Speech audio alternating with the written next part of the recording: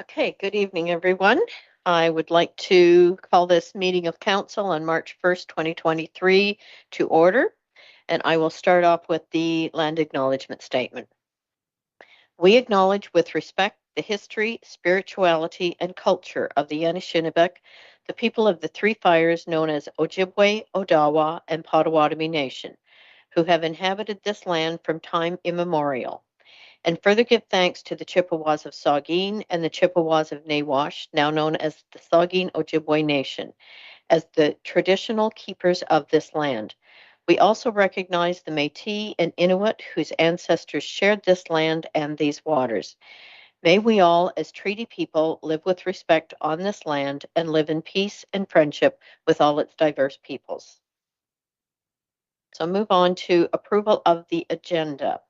The recommendation is that the agenda be approved as presented. Do I have a mover and a seconder? Councillor Coburn, Deputy Mayor Pringle. Is there any discussion or anything to be added to the agenda tonight? Seeing nothing, I will call the vote. All in favor?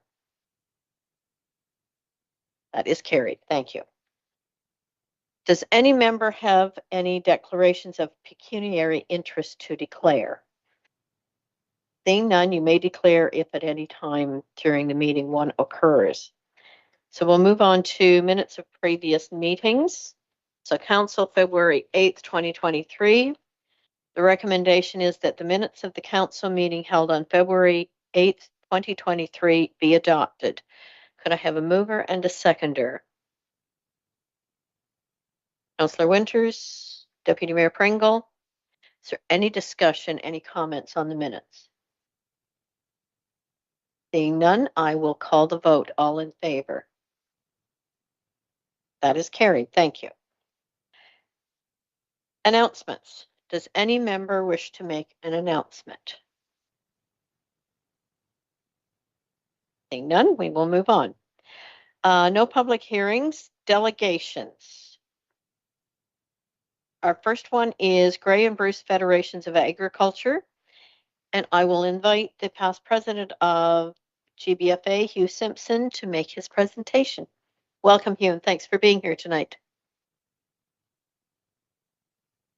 To Deputy Mayor Pringle and councillors and staff, thanks for your service here this evening and for sitting in the chairs that you do and the work that you do. So my name is Hugh Simpson, and I'm here tonight to represent the Grey County Federation of Agriculture. Just a quick, because I don't think I've had a chance to spend any time with folks around the table, but I'm a commercial beekeeper, honey producer from down towards Feversham Way.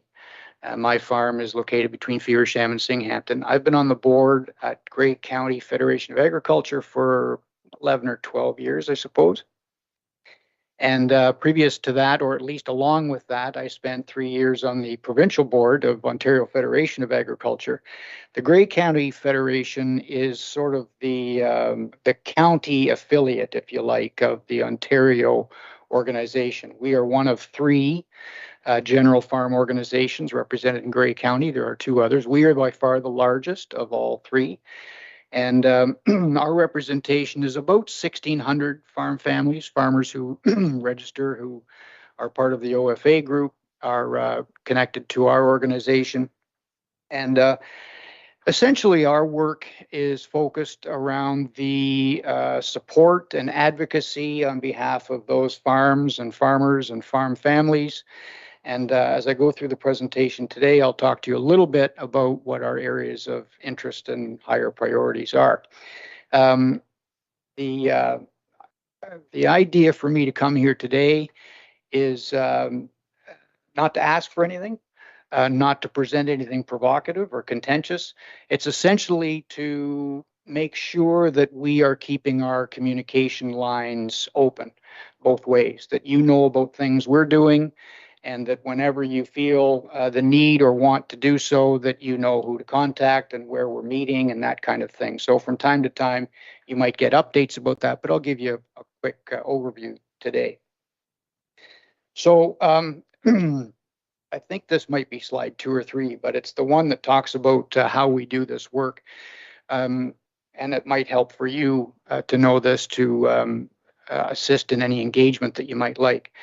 We run regular monthly meetings where we invite the public, we invite our members, we invite certainly politicians from from Grey County or anywhere really to come and attend our meetings. Those are held regularly in the same place at the same time. I think it's every second Wednesday at the Grey Ag Services down in Markdale, um, where we have access to the space, the boardroom space down there. And I'd like to make sure that you know about those meetings because, frankly, it's a good opportunity to the extent that it's of interest to you to get plugged in to what some of the top priorities are, top issues are as it relates to the farm community on a monthly basis. And so you're invited to be there. We also have an annual event, which we refer to as the Politicians Meeting. That's coming up on March the 25th. This year it's in Katy. Somewhere in your inbox, I think you will have some information and an invitation about that. And if you have any inclination to attend, I would like to nudge you in the direction of doing so. It is really a worthwhile day. It's well attended in general. There's a good cross section and diversity of farmers who are there. It's a formal event, so the speaking is moderated, but there's also some informal time for people to kind of sit around and chat a little bit. A good deal of the focus for this upcoming meeting is going to be Bill 23. That's an area of great interest to farmers and to the municipalities. Lots of authority has sort of poured through over the last little while from the province on that subject, and it's an area of high interest for us. So we're going to have a professional expert presenter come and talk about that subject, and then we'll have an opportunity to engage a little bit with everybody around the table. That's the 25th. We do from time to time, we do information sessions where we invite farmers to what we call shed talks, SHED talks. And those are just topics of interest where people are thinking about how to fix the John Deere tractor or what the bee population is doing. And so that's kind of an informal thing for, generally speaking, our members. We have quite an extensive community outreach, which does really work towards the farm and agricultural community, but everybody is invited. For instance, last night we held the 77th annual junior and intermediate public school public speaking contest. We've been doing this for 77 years in a row. Even through COVID, we did it. It's an opportunity for kids from, I think the max age would have been about 14 or maybe 15 years of age or so, all the way down to, there was a little gal there last night, she couldn't have been more than 4 feet high, who get up on stage. They have material that they've created the content for, and they present in front of a crowd for about 3 to 5 minutes. And if you ever have any, as I said earlier, inclination to do something which is quite inspirational, to watch these, we had about 20 kids or so last night, 21 or so kids last night come up and stand on stage and make these presentations, and they were awarded first, second, third prize, and some people went home with a handshake.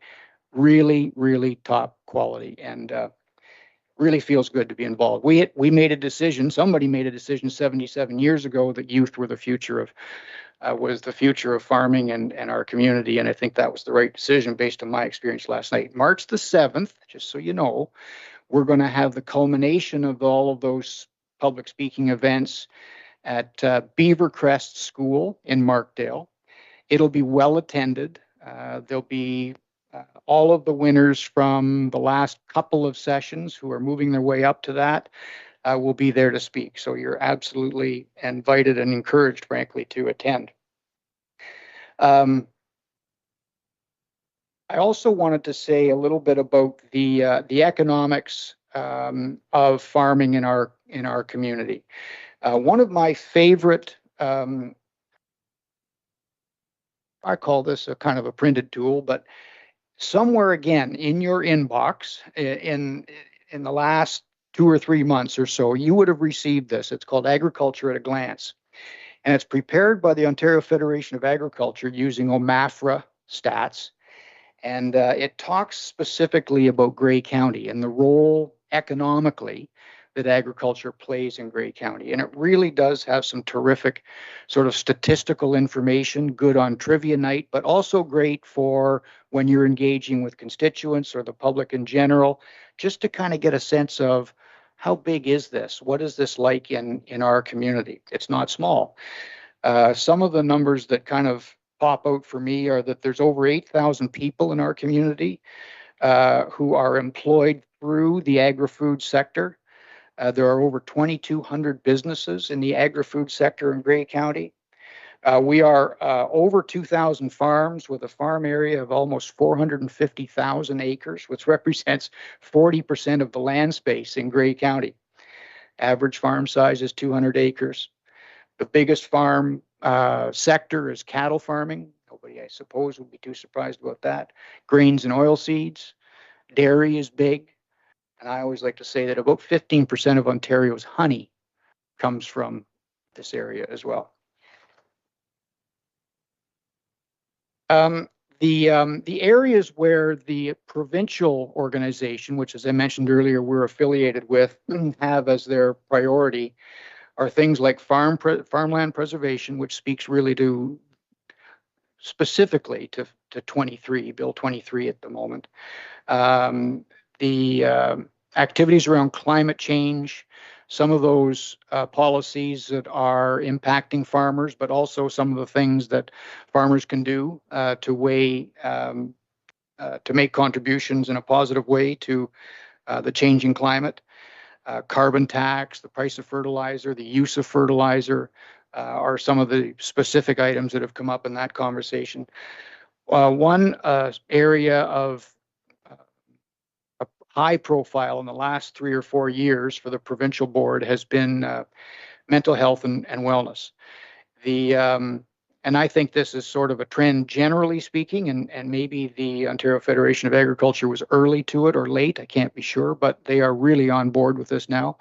The local federation sponsors a group called the Guardian Group, and the Guardian Group is an organization out of Canadian Mental Health who helps people in communities who want to be more aware of how to deal with what someone else without the training might not recognize as a risk situation. So we've had some training for our farm families on this subject where if they're talking with somebody and they kind of get a sense that things aren't going the right way, how to react to that. So it's also a priority for us here in Grey County. The two last items on this slide, which are broadband internet and natural gas, while there has been progress on both of those files, there is a long way to go, as I'm sure you've heard from your constituents as it regards rural access to really quality Wi-Fi. And I know there's been some work up here on SWIFT in the last little while, which is terrific. So those have been on the list for a long time, probably too long, and they remain on the list. Let me talk quickly about what are the priorities for our organization in Grey County. Number one for us is member engagement. It's hard. You guys were discussing earlier about engagement with folks online and so on. It's hard to get your constituents engaged. And that's the same for us. We have lots of people who are really capable of expressing their opinion and bringing really good information to the table, but too often it's just at the coffee table. And so we're encouraging by hook and by crook and by doing all kinds of things to engage with our membership about getting them out to meetings so that we can inform them, they can inform us, and that the conversation can be richer and more informed and helpful for everybody. So we do lots of social things, curling, and we have a horse racing day, and we have these shed talks that I talked about. We're going to have a major music event, which will happen twice this year. I wonder if I'm letting the cat out of the bag by telling you that Gord Bamford is going to be here, and he's doing this not completely out of the goodness of his heart, but he's doing it for the community. So we've got 2 venues. We're going to be a big part of that. And that's another member engagement activity. And you'll want to keep an eye out for notices about that, because that'll be well attended and I think a lot of fun. Youth and farming, as I said, 70 or 80 years ago, Grey County Federation of Agriculture, in their wisdom, identified that youth was the future. And so we do as much as we possibly can to put our financial arms and our support and leadership development arms around youth. We send kids to the Royal Agricultural Winter Fair for cattle and dairy to compete. We make sure that they've got our jackets on. We did a Meaford thing with hockey patches and so on. We don't really expect anything back. Our criteria for making these kinds of investments essentially are long-term paybacks, just awareness and leadership development and some focus on agriculture. Healthy farms and environment. That's the work we do as it regards engaging with our farm families on the subject, largely these days, of carbon. We're heavily involved with conservation authorities. We sit on all of their agricultural advisory committees, and we continue to be kind of informed and then also provide some information so that we get the right balance for all concerned. So I recognize about my time. I don't know whether or not we're creeping up to it. I think I did one of these this morning, and I think that by the time I got to that slide, I think I pretty much used 10 minutes. But I would like to just call on your attention once more. If it's not in your inbox and you want to see this, this is called Agriculture at a Glance from OMAFRA, specifically for Grey County. It's really, really got some great stuff in here. And I think the message that I'd like to leave you with on that page is that as we are considering policy and talking about the work that you do for all of the constituents, I'm just advocating that take a glance at that just to see how important, and I don't think you need to be told, but just to be reminded how important the agriculture community is. Not just from the sort of the richness of culture, etc., but also just the pure economics of it are quite meaningful. So with that, I'll stop and leave it to you to take me where I need to go next. Thank you very much, Hugh, for your presentation. I'll turn it to the rest of council to see if anyone has any questions or comments that they'd like to make. Deputy Mayor, go ahead, please. Yeah, thanks, Hugh. That was a great presentation. And one thing I was really happy to hear coming from you about communication between your group and the township.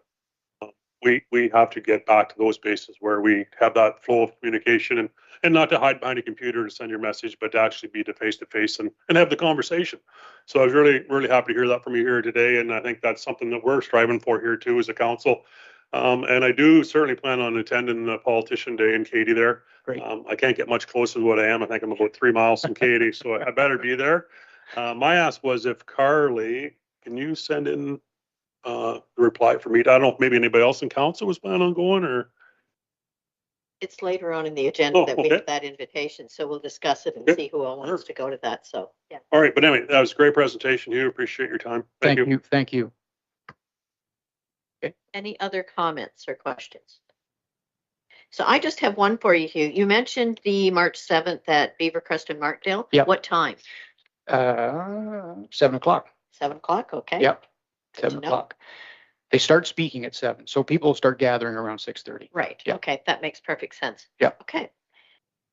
Seeing no other comments or questions, I will once again thank you. Very good presentation, excellent information for us to have, and gives us the ability to, in some way, try to support our agricultural community even within Grey County and Georgian Bluffs. So thank you. We appreciate your support. Thanks so much for today.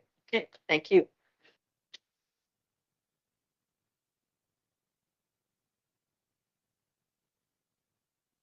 Okay, next item on the agenda is the consent agenda. Do any members wish to pull items from the consent agenda?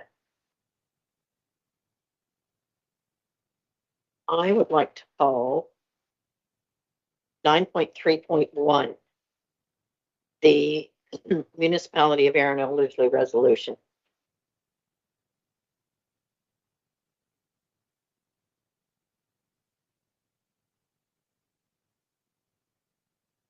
So the recommendation being that Council of the Township of Georgian Bluffs adopt the consent agenda for information as circulated, less item 9.3.1. But I have a mover and a seconder. Councillor Coburn, Deputy Mayor Pringle. Is there any discussion? I will call the vote. All in favor? Any opposed? Carried. I didn't see Tobin's head. And I know there's a delay, so I try to watch everybody. Okay, that's carried. So item 9.3.1 is from the municipality of Erin Ellerslie, resolution about OMAFRA tile drainage loan program. And I think, especially in relation to what we've just heard here, I think it's important that we help support that resolution from Erin Ellerslie. Just let me get to it here, if I can find it now. What it's speaking to is helping the farm community with the amount of loan that they can apply for tile drainage and a variety of things like that. And reading through it, I think it is something that would show good support on our behalf for Erin Ellerslie. So I didn't know if the rest of council would think that way as well. Councillor Coburn, go ahead, please. Thank you, Mayor Carlton. I don't have any objection to supporting this resolution. I'm just having trouble seeing the wording of the actual resolution. So maybe I'm missing it, but at the end of this, it says, therefore be it resolved, a copy of this resolution be forwarded to, and then the list of folks, but I couldn't see where the wording of the actual resolution was. Everything above that. They're all whereases. So there's not, they're all whereases, and then when you get to the therefore, be it resolved that a copy of this resolution. So I'm struggling to see where this resolution is, and maybe it's just me, and maybe there's another attachment that I have missed, but I couldn't find it. I guess when I read it, I was seeing it as all the whereases were what they were asking for, and I didn't zero in on the fact that I think the whereases are rationale behind a stated resolution, but I don't see a stated resolution. Carly, am I off base here? What's going on? For you, Mayor Carlton, yes, what's attached is the correspondence as we received it.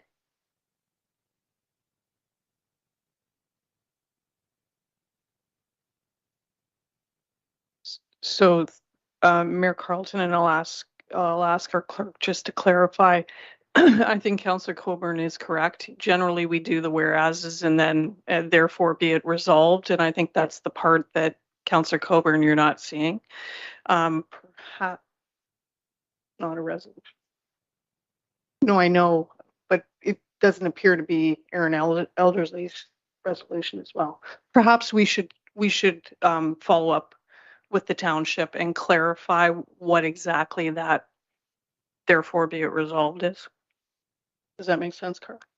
yeah, because it actually does say now therefore be it resolved that a copy of this resolution, but you're right, it doesn't actually give the resolution, it's taking all the whereases. So yeah, maybe before we support, we get clarification on that. Did they just miss a section in that, what they set out? Okay, so that's simply direction to staff. We don't need to vote on that, just have it brought back at a later date if there's further information. Through to you, Mayor Carlton, that's what I would recommend is let us clarify exactly what the intent was and what the wording was, and we can report back to council. Okay. That sound good with everybody else here? Okay, perfect, thank you. Item number 11, correspondence from the Grey and Bruce County Federation of Agriculture 2023 Politicians Meeting invitation. Who all on council is interested? Sorry.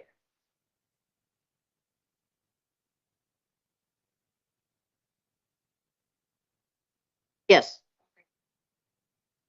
Yeah, that would, before we discuss that as items separate from the consent agenda.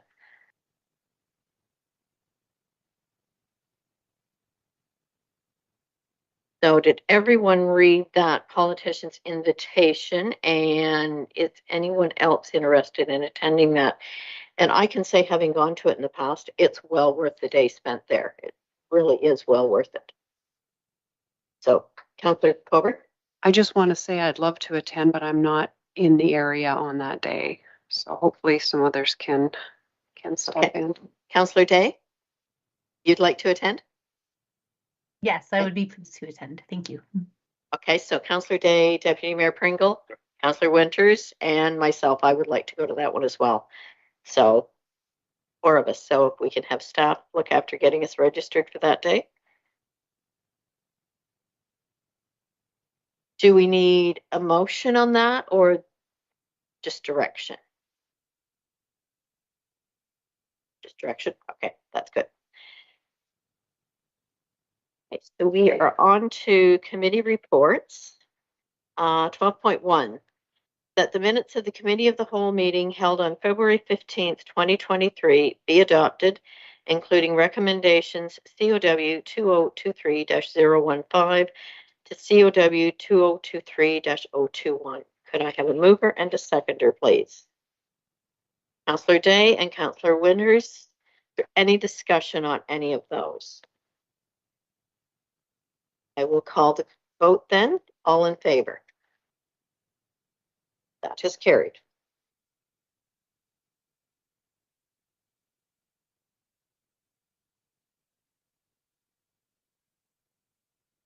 Staff reports none. Bylaws. 14.2.1 bylaw.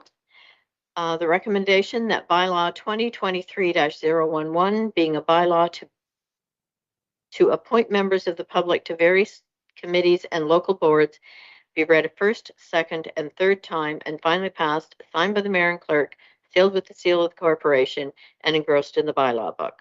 I have a mover and a seconder, please. Councillor Coburn, Deputy Mayor Pringle. Any questions or discussion on that item?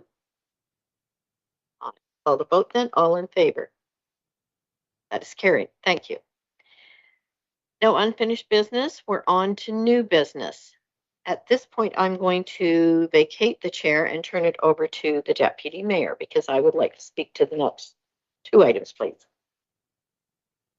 Thank you, Mayor Carlton. On new business here, we have council remuneration policy 16.1. It was brought forward by Mayor Sue Carlton on the January 11th, 2023 meeting for the Committee of the Whole. It was deferred to February the 8th council meeting and then deferred till today. So the recommendation reads, whereas Council of the Township of Georgian Bluffs adopt an updated council remuneration policy based on recommendations by the Council Remuneration Committee in December of 2021.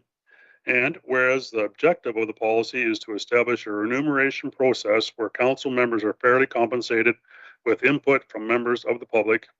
And whereas review of said policy by council is to occur on an annual basis. And whereas revisions to the policy may result in efficiency in its administration and achieve increased fairness in compensation for council members. Now, therefore, it be resolved that council directs staff to amend the council remuneration policy as follows. That the conference attendance budget be increased from 3,000 to 4,500 and the definition be expanded to include all professional development opportunities that contribute to professional growth as elected officials. That a minimum half-day rate be introduced for all meetings. That the definition of eligible mileage be expanded to include site visits to items on the agenda, include planning matters of matters before the Committee of Adjustment. Can I have a mover and a seconder? Councillor Coburn and Mayor Carlton. Any discussion? Discussion from the mayor. Thank you, Deputy Mayor. So just some comments on it. Part of the reason in bringing this forward is We passed the policy November of 2021, and it is to be revisited annually, so we're a little behind on that one, but we're there. The conference budget, during COVID, that $3,000 was sufficient to cover everybody's expenses. Now that we're back to in-person conference and seminars, that's not sufficient. Our previous policy had actually just stated 2 conferences, 2 seminars, and that was it, and never gave a dollar value. But in speaking to the treasurer, it helps with budgeting to be able to say, here's a dollar value amount to it so that we can put an exact dollar value there. And it's also being expanded to include all professional development. So not exclude anything else and say it's only 2 conferences, 2 seminars, but whatever fits within professional development for all council members. Keeping in mind the fact that not everybody can go away to those conferences, but might be able to take on a variety of webinars and prefer to do that. So it gives allowance for people to apply those funds to fit their own personal needs. The third item, second item there. So the half-day rate is what we used to be paid as council for all meetings. And that was changed the last term of council to reflect the policy. I think in hindsight, it would have made more sense to change the policy to reflect how we were paid. Because that, well, it looks like you're being paid extra for a meeting, as Councillor Coburn had mentioned to me, with Committee of Adjustment, when you're going out to do site visits, that's extra over and above the meeting. When I brought that back to staff and discussed it with them, I appreciated their comment that one person might only take an hour to do that site visit. Another person might take 3 hours.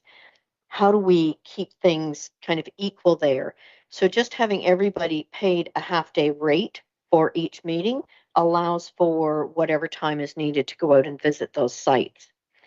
The other change is that eligible mileage would include any site visits that relate to sites that are listed on our agendas or Committee of Adjustment or whatever committee is involved there. So those, I think, make the remuneration policy a little more equitable and fair for everybody. So that's just what I thought I would bring forward, and hopefully, I'm hoping council will support that. So thank you. Councillor Coburn. Thank you, Deputy Mayor. Sue, I just wonder if you can clarify again for me, you said the half-day rate introduced for all meetings. So for example, for Committee of Adjustment, the actual meetings would be paid. Is the time for the site visits also paid separate from that meeting? I think I'm misunderstanding. No, I think the idea being that often meetings can be only an hour or 2 hours long. The half-day rate would actually be based on a 4-hour. So you'd be paid for the meeting, but that would include any site visit that you had to do, the extra time involved for that. Okay, thanks. That makes sense. And just to clarify number 3, so those are any site visits for any agenda, for any agenda, whether it be Committee of the Whole or council agendas or just Committee of Adjustment, because just the way that reads, it says the definition of eligible, sorry, I'm talking about mileage now, be expanded to include site visits for items on the agenda, and then it says on matters before the Committee of Adjustment. So do you mean for all eligible mileage is for all site visits, whether it's Committee of Adjustment or not? Okay. Yeah, that's what's intended there. So if there's an item on our council agenda or Committee of the Whole and somebody feels the need to drive out to actually see that so that you can make a better decision based on actually having seen the site, then that mileage would be included. So we'll all need to put that in on our expense sheets. And another item, if I could add there, that's not as part of this, and maybe I'm off base, Carly will tell me if I'm not, but would have to do with the expense reports. It is being recorded that we're each at these meetings. And through eScribe, I think, staff can take over any meetings where our staff are doing the minutes for, and we don't have to fill out an expense sheet for that anymore. So what we would do our expense sheet in the future for would be extra meetings such as Grace Sobel that our staff aren't doing the minutes for, and we would be putting in for our mileage because that's something staff can't have any idea of. Above and for the site visits, we would be, because staff would know our mileage to and from here for regular council meetings, committee of the whole. And I see the treasurer looking at me here, so I'll let her speak. Sorry, if I may, I would still need mileage for you if you are coming to attend a council meeting here, as I don't believe eScribe can track if you are attending virtually or in person in council chambers. Okay, that makes sense. Councillor Coburn. And so because we're going to a flat half-day rate, we're attending in person. We're not required to put down times. I'm just thinking for folks who might come late, leave early, that's irrelevant now because of the flat rate.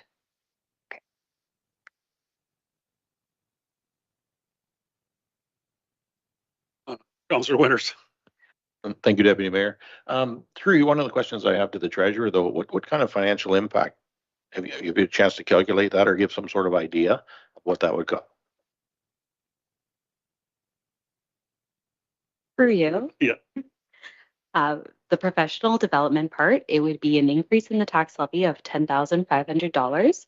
Unfortunately, I do not have any information at this time related to the committee meetings, but in essence, it would double, as right now there is a flat 2 hour. Thank you. Yep, Councillor Coburn. Sorry, one last question. There's a comment made within that motion that we're to review council remuneration annually. I guess that's news to me. So if that's in a policy, I wonder if that policy could be attached to here.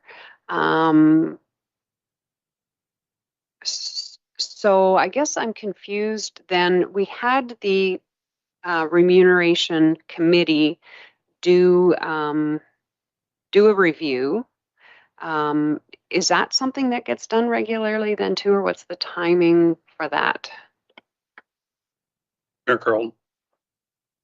So the part about revisiting annually is written into the remuneration policy. That is part of the policy, that it should be updated annually, or at least revisited. You may not make any changes.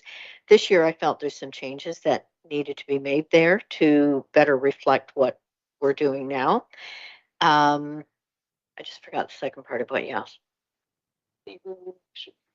Oh, remuneration committee is set to happen in the year prior to an election, where it's looked at on the broader scale of where we fit with all other municipalities in the area, or based on the workload that's being done by council, it gets visited every 4 years by an outside body, not by council itself. Council has input, but it's by an outside body. Councillor Day. That dovetails very nicely with my question. I'm wondering what our remuneration is like compared to other similar municipalities in our region. Mayor Carlton. That would have been addressed by that committee in the last, when they did the last look at policies. So that was in 2021. So that's going back to the bylaw that was passed in November of 2021, I believe. Follow up there, Councillor Day. No, thank you. That's good for now. Yep, thank you. Anyone else? Councillor Winters. Yeah, I didn't put my name forth to be a politician based on the money, right? So I find it very uncomfortable to sit here within our first 6 months and talk about raises. I agree with item number one, personally. I think professional development is important if we're gonna grow and help our municipality lead. I really agree with item number three, that your mileage to and from site visits should be there. And we all took the training of the Committee of Adjustment and it said thou should go to a site visit, so you should be paid. I just really struggle with item number two. I know that the justification here is, hey, let's pay for 4 hours for a meeting, which then helps you prepare for Committee of the Adjustment. But if I remember right, back in the day, part of our salary was to prepare us to read our agendas. And if you are visiting a site, that is still kind of the preparation of an agenda in my mind, right? I struggle with item number two. Carlton. So I think part of the reason that it says in there is reintroduced, up until, I'm going to say 2.5, 3 years ago, council was paid that half-day rate for all meetings. So it actually, in the last term of council, took us backwards so that we were being paid less. And I don't think that's fair for what everybody on council is doing, that we take a cut in pay. At the time, for whatever reason, the policy had never reflected accurately how council was paid. And it was decided to change how we were paid to reflect the policy. In hindsight, we really should have been changing the policy to reflect how we had been paid for, I'm going to say, the last 20 years. So while it's uncomfortable bringing it forward, I think looking to the future and who future council members are going to be, and I look at all who are working full-time jobs and committing to this, I think we have to be aware of, we need to be compensating people fairly for what we're asking them to do on behalf of the municipality. We really are an $18 million corporation and should be compensated, I think, fairly for what is being happened. And that's my purpose, is to make sure that all of council are being paid properly. And in the case of Committee of Adjustment members, they don't have that honorarium portion to pay them for all the extra reading and everything that they're doing. So and they will have a fair amount of reading as well as site visits. So I think it's making sure that we're paying our people willing to do the jobs we need to have done. I think it's important that they be paid accordingly. Up, Councillor Coburn. So this new half-day rate will affect all committee meetings as well. Is that correct? Like, so, I mean, I guess I echo what Councillor Winters is saying, in that it could have a significant impact on our budget, and it would be, I guess, nice to know what that total might be. And it is uncomfortable. So I'm talking out of that side of my mouth. Now I'm going to talk out of the other side of my mouth. I do agree with Mayor Carlton when she says we need to be able to attract folks to this council chambers who maybe who might shy away from it because of the lack of adequate compensation. And we want the best representatives here that we can get. And the pay helps in that regard. It needs to be reasonable, but we sure don't want to go backwards, as you say. And I agree, 5 of us on council are working full time outside of this job, and some of them, and I hope I'm not speaking out of school, Councillor Day, but she's one of them, have taken a cut in pay from their professional careers to be here. So I want to make sure we're still encouraging, some younger people, and bright people, professional people to be here. And I think we can't do that if we're not going to keep pace with the expectations. Anybody else? Samantha, Treasurer? So sorry, if I may, through you, just to help some preliminary numbers. When I looked, it looks like there was approximately not number of meetings, but number of council members who attended meetings, instances of 325 that occurred last year. When I multiply that by the increase that would be affected, we are looking at approximately $22,000 additional on top of the $10,500 for the professional development. That would be for all members of council. Over. Thank you, Samantha. It's a good job. You're quick getting your numbers together. The other thing I just wanted to mention too is that when we plan for a meeting, we don't know how long we're going to be here. So some of us end up having to cancel a lot of other obligations to be here because we expect to be here for 2 or 3 or 4 hours. And sometimes we're here for an hour and 20 minutes, but you've missed out on all of those other obligations that you could have had on your plate that day. I think it's worthwhile considering that as well. Thanks for those comments. Yeah, if I can just add my 2 cents on it too. So this all happened to us before, midstream there last year on a former CAO and a former treasurer that we had in the township here. We kind of, at that time, and I think back on it now, we kind of got railroaded. I don't think we gave it proper thought at the time. We thought it was the right thing to do because we thought we were going to save some money. But at the hindsight of it all now is what I find was happening is, as counselors or as myself, and I think I can speak for maybe one other counselor, you tend to get withdrawn because, well, I'm only getting paid for 2 hours. I'm supposed to drive to Kemble to look at this subdivision or those house going in or whatever. And it tends to take you out of the picture. You're not as engaged as if you know, well, I still got 2 hours left in that meeting that I can use. And so I kind of feel that, yes, we are asking for more money. No, there's no doubt about it. It is an increase to the township. But again, I think as us as being responsible people to the township, we're to do the best job we possibly can. And if we're not engaged because we're not maybe thinking we're getting paid enough or whatever the reason may be, we'll withdraw from that and we won't do that. And that's not fair to the township either. So I do understand that it is more money to ask, but I think at the end of the day, and when we cover it with the 4 hours, we put a good coating on the whole thing. And it's the same for everybody. We're not saying, like, if somebody happened to be retired and has more time, they're saying, well, I got more time today, I can go do more. You're not going to get paid anymore. But it just levels the playing field that we're all in the same boat, and it does give us a little more opportunity for a bit of time. So that's my take on it. Councillor Day. I understand that the last time remuneration was looked at, there was a decrease in some ways.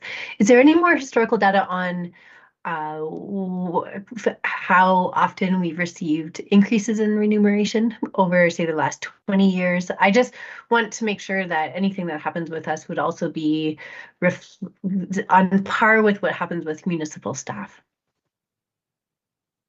So, Mayor Colburn or Mayor Carlton. Yeah. Caveat. Easy.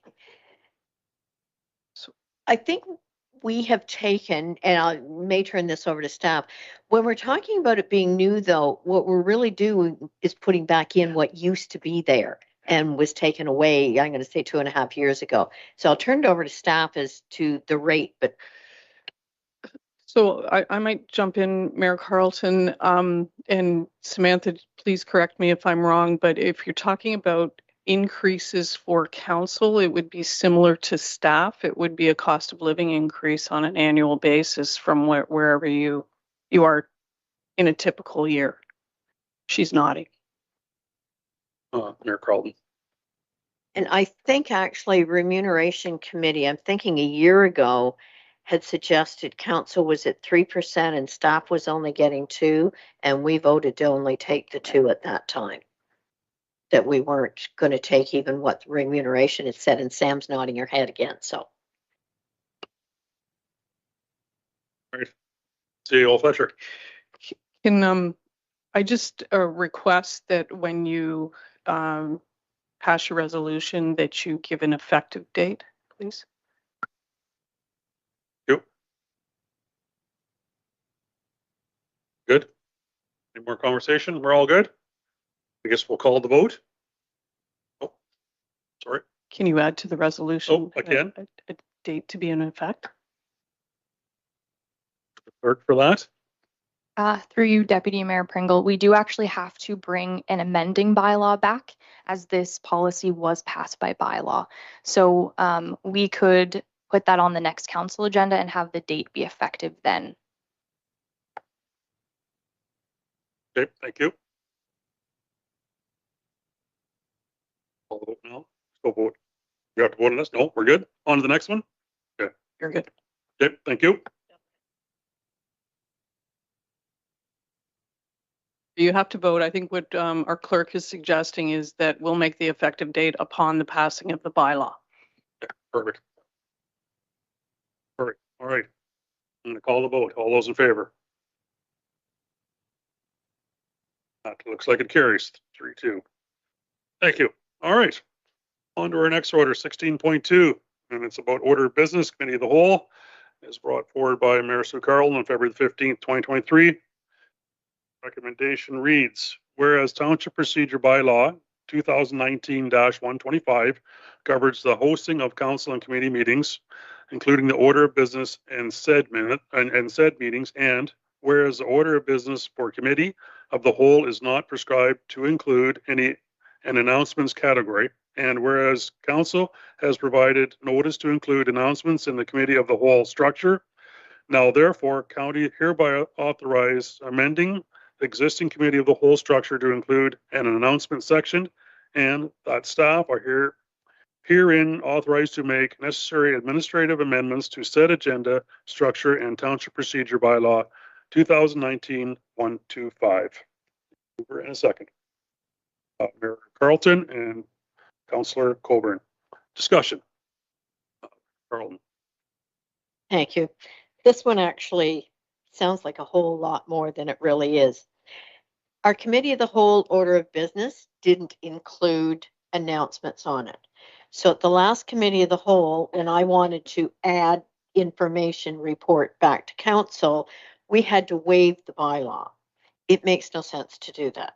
So if we add announcements, have it on our council meetings and on committee of the whole meetings. And then as a little subheading under that, I'd like mayor's report, because there's times I would like to be able to report back to council some of what I have been doing or information coming from the county. So this would allow me to do that and allow anybody else to make announcements at both of our meetings, council and committee of the whole. So that whole thing sounded like a whole lot more than it really is. So that's all I'm asking for there, is just to streamline and we don't have to waive procedural bylaw every time. Thank you. Thank you, Mayor Carlton. Any further discussion? I'm going to call the vote. All those in favor? That is carried.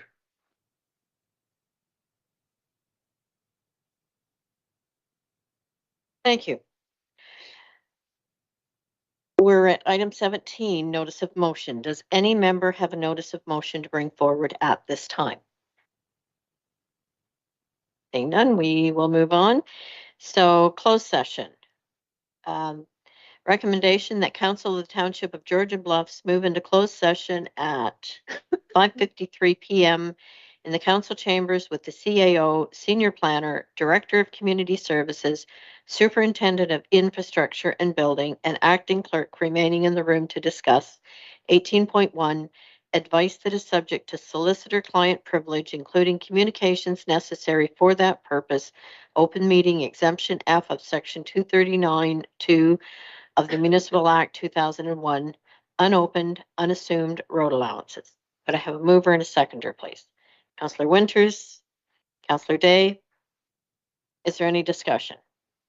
I will call the vote. All in favor? That is carried. Thank you. We are now in closed session.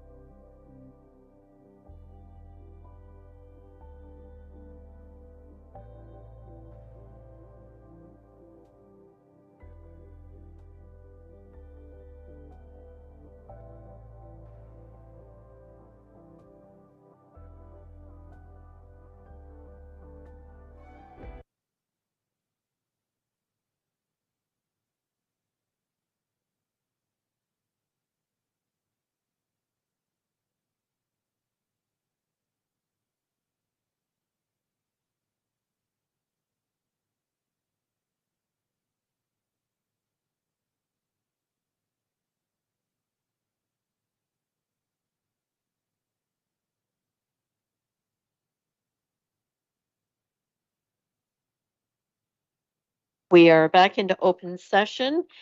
Council moved into closed session to discuss matters under open meeting exemption F of section 239(2) of the Municipal Act 2001. As a result of closed session discussions, direction was provided to staff. Item 19, our confirming bylaw. That bylaw number 2023-012, being a bylaw to confirm the proceedings of council on March 1st, 2023, be read a first, second, and third time, finally passed, signed by the mayor and clerk, sealed with the seal of the corporation, and engrossed in the bylaw book. Could I have a mover and a seconder, please? Councillor Winters, Councillor Day. Is there any discussion? I will call the vote. All in favor? That is carried. Date of the next regular meeting will be March 8th at 5 p.m. Could I have a mover and a seconder for adjournment? Councillor Coburn and Deputy Mayor Pringle. All in favor? That is carried. Thank you. Good night, Tobin. Hope you're feeling better soon. Oh, thank you very much. I'm much better than I was earlier this week. That's good. Take care. Yep, you too. Bye.